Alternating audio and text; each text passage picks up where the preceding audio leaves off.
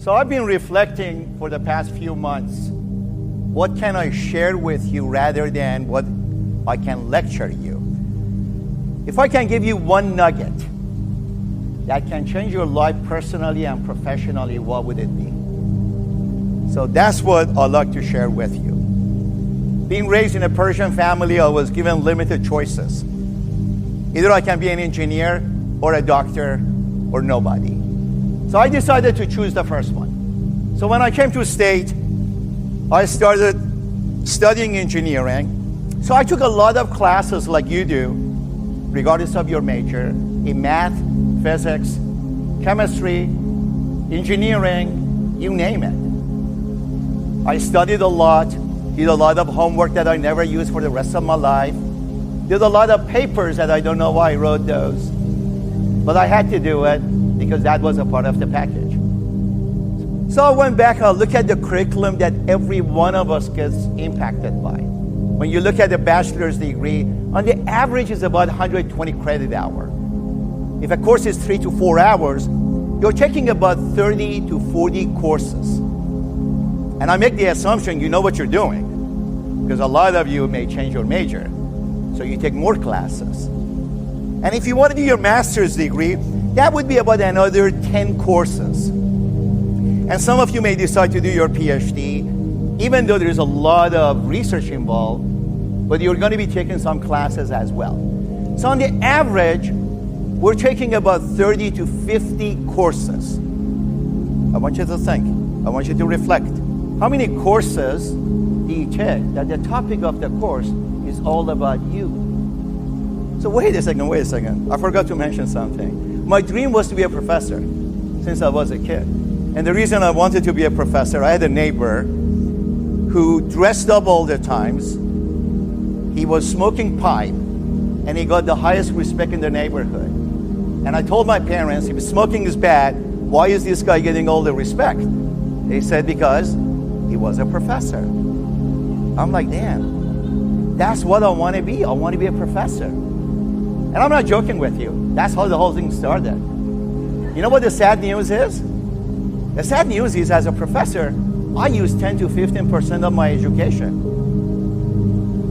As a professor, I use 10 to 15% of my education. Do you know what percent of me I use every day? Think about that. I use me 24 hours a day, 100%. And the worst case is when you get married, or if you're in a relationship, you're going to find out she's a lot smarter than you, in my case. And you can't even understand that part of it. They never taught us how to listen. That's why, especially men, we can hear, we don't listen well. So 4 years of college, 4 years of studying, 4 years of, sleepless night. What am I missing here?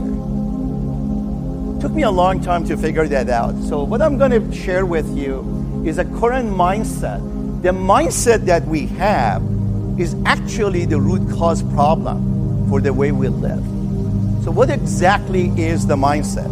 The mindset that we have is what I refer to as do.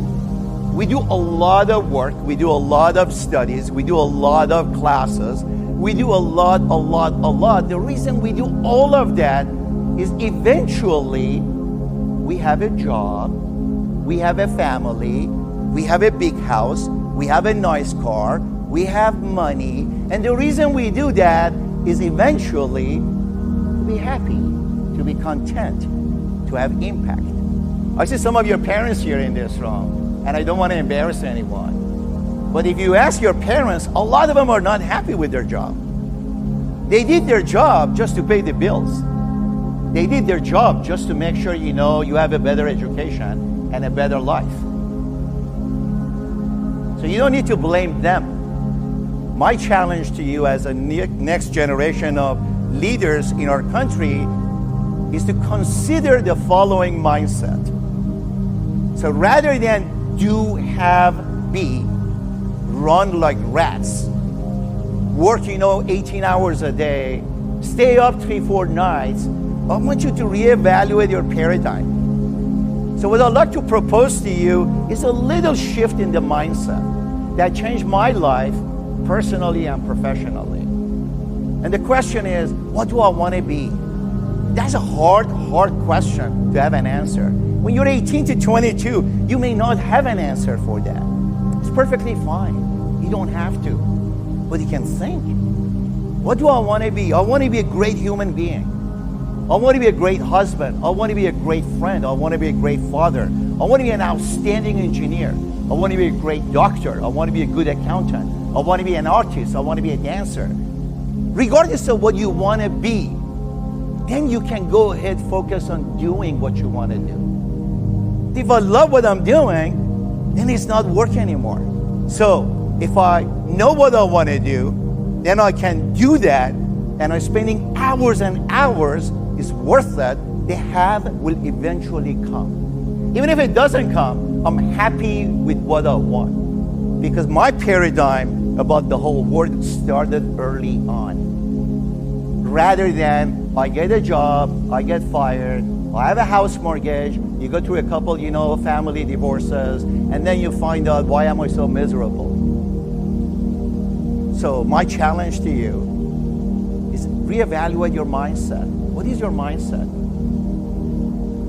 The previous speaker, Allison, is the best example, and I met her yesterday, is the best example of a young lady who has the right mindset. She could be a lawyer and make a lot of money and chase ambulances, and other people. But she decided not to do it. She decided, to go ahead, dedicate her life to something, of value. Every one of you as Aggies, you have that responsibility. In my case, I got into this paradigm through actually understanding and learning more about emotional intelligence. I even created a course that I teach engineering students about emotional intelligence. Now I get a lot of, crap because of that. They say that's oxymoron, but not in College Station, Texas. Because here we make leaders who are engineers. Our focus is on leadership development. We make leaders in agriculture. We make leaders in political science. We make leaders in nutrition. So that's a different level of mindset. So what exactly is emotional intelligence? Emotional intelligence is recognizing, understanding your own emotion and of others for three reasons. For three reasons, simple reasons. How do you motivate yourself? As a student, we all have days that it is hard to motivate yourself. A lot of us, we live in a society that we look outward. We're looking for incentive from outside to motivate us. It's called extrinsic motivation. My challenge to you is intrinsic motivation. I can internally motivate myself. What drives me to do what I do and to do an excellent job? The second aspect of emotional intelligence is managing emotion well in myself. Obviously, all of you look so calm right now. But if you are under the halt state, hungry, angry, lonely, tired, stressed out, you would be reacting a little differently. I promise you, we all have. We're human. You're human, we have emotion. And the third aspect is, how do you build relationship? I'm not talking about superficial relationship. I'm talking about deep, profound relationship. The model that I'm sharing with you is from Daniel Goleman, relatively a simple model. It's being divided between self, interpersonal, and others, intrapersonal. And the reason this is important, the reason that I'm sharing it with you, there's a lot of neuroscience in the past 10 years that actually backs up what I'm sharing with you. Your emotion has direct impact on your thinking. And your thinking has a direct impact on your behavior. What do people see? Do they see your thoughts? No, they don't. Do they see your emotion? No, they don't. The only thing they see is your behavior. You're being judged based on your behavior. So my challenge to you is, you want to change your behavior? You got to change your thoughts. So I can change even my emotion by changing my thoughts. Keep that in perspective. It's a powerful tool. It's very powerful. The second aspect of the model is, okay, I'm aware of myself. I'm aware of the emotion. I have the knowledge. Now, what am I doing about it? That's the self-management aspect of it. Those two leads into social awareness. Social awareness is really understanding others. It's beyond listening to words. It's really understanding them on an emotional level. And that's what we refer to as empathy. Empathy is actually trying to be in somebody else's shoes and feeling them. You don't have to agree with them, but being able to be there and understand them. Both of those come into relationship management. That's what's visible to a lot of people. That's where the emotional intelligence and social intelligence come together. So self-awareness, I mentioned, is about knowing your emotion, knowing, that emotion is going to impact the way you think, and believe it or not, it's going to impact your behavior. You understand your biases. We all have biases. But being aware of those biases and being able to manage those biases is extremely powerful. I'm sure it probably has happened to some of you, or I may be the only person in this room. You're driving on a highway, somebody cuts you off and flip a finger. How would you react? Some people say, I send a kiss. That's brilliant. A lot of us at a younger age, we don't act that way. We curse, we scream, we yell, we tailgate. And if you have kids in the car, you go home at night, the kids are learning a new language. A language that you don't like to hear, but your kids at age 2, they picked up interesting language. And you ask your spouse, where the heck did the kid learn that language? And it was from you. Because everything starts with you. And you can manage it and lead it. So you got to be accountable and responsible. So under stress, sometimes we act like animals. You got to be very, very cautious of that. The other thing is, how do you motivate yourself? The days you're not motivated, the days you don't want to do it. I'm an engineering student, I hate differential equation. Well, the fact is, pass it. Change your major. No, I love engineering. So how do I motivate myself? The motivation factor is, maybe this helps me somehow. Maybe it does. Maybe it's a little hard right now, but if I study, it makes it a lot easier. This is the hard part, listening. Every company I work with, the biggest problem they have with their team is effective communication. Every challenge marriage activity people I talk to, the biggest challenge they have is effective communication.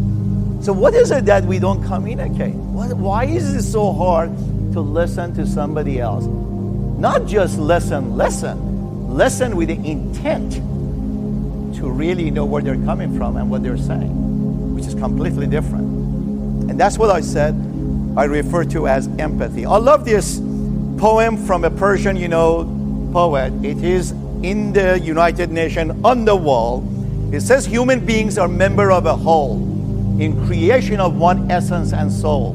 If one member is inflicted with pain, other members uneasy will remain. If you have no sympathy for human pain, the name of human, you can't pertain. You know what I call this? I call it Aggie spirit. This was written 900 years ago. 900 years ago. The fact is, you're not alone anymore. We're all connected. A kid, in Siberia, in China, in Africa, downtown Bryan, is being impacted, by pain. It's our responsibility to respond to it. That's what social awareness is. And again, we're very, very good at it. And the last aspect of it was relationship management. Building a bridge, being there, dealing with issues, and bringing the better version of your team, your people. So the challenge is, what is your version 2.0? Can I be better than what I am right now? And how can I get better? So I want you to be present. I want you to bring your mind to this room, because your mind has a mind of its own. A lot of us, we agonize about the past, what we have done wrong and what we could have done better. Spending too much in the past brings depression.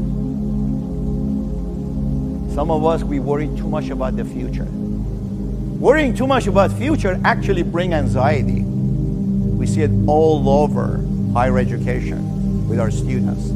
High level of anxiety, getting ready for medical school, getting ready for law school, getting ready for exam. This is a powerful tool that I'd like to share with you. Try to be in the present moment. And the easiest way to do is what God has given you. Is right under your nose, is breathing. Use breathing, to actually bring your attention to the present moment. Most of us, we don't pay any attention to breathing, right? Isn't it true? And the best part is the day you don't have to worry about it, all your problem will be solved. Not funny, but it's true. So I want you to pay attention to breathing. The most important gift on this planet is breathing. Just pay attention to it. It's a life-changing event. From a neuroscience perspective, it actually soothes your amygdala. That's your emotional brain. So you act more like a human, an intelligent human. Not only cognitively intelligent, but also emotionally intelligent human. So I can be calm, or I can try to actually calm my amygdala, my emotional brain. The way I have done it, I'm going to end my presentation with a technique of mindfulness. Most of us, we have mindful, not mindful. What exactly is mindfulness, you may ask? Mindfulness is to really pay attention with intention to three things. Your mind, what am I thinking right now? My emotion, my feelings, how am I feeling right now? Because they tell me a lot about myself. And then my body, which provides a lot of information about the situation that I'm in. One more time. Can I go ahead? Pay attention with intention, not just pay attention. Pay attention with intention on my thoughts, feelings, and body. With that in mind, I conclude, my presentation. Thank you very much. I appreciate your time.